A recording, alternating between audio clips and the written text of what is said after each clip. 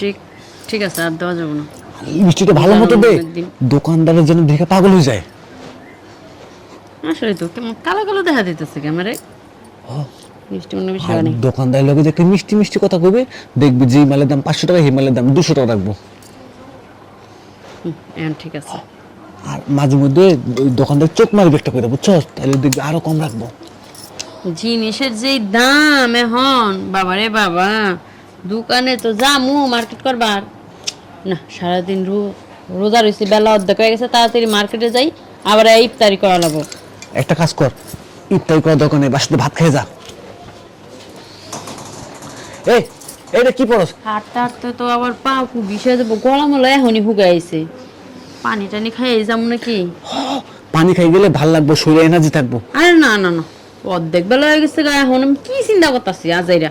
হ্যাঁ নে হিজাবটা বান্ধি। এইটা দিস না, এমনি ভাল লাগতেছে। পারলে ওয়েস্টার্ন পরে যা, তাহলে আর দাম কম রাখবো দোকানদার। কালো দেখা যাইতেছে দেখি। এইটা পরে যাস না, এটা পরলে ভাল লাগে না।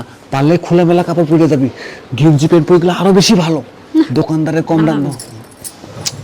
বুঝছে না, হিজাব পরনে কেমন জঙ্গলি জঙ্গলি দেখা গেছে। এখন ঠিক আছে, গেঞ্জি প্যান্ট পর, দোকানদার দাম কম রাখবো। শাড়িটাই কি ভাল দেখা যাইতেছে না আমার? তাহলে অন্য জামা কাপড় পিন্দুম। গেঞ্জি প্যান্ট পর, ভাল লাগবো। হ্যাঁ, গেঞ্জি প্যান্ট পর, তাহলে সুন্দর লাগবো। একটু পরে তো আজানি দেয়া লেবো, তাহলে ইফতারি কইরা তারপরে যামু।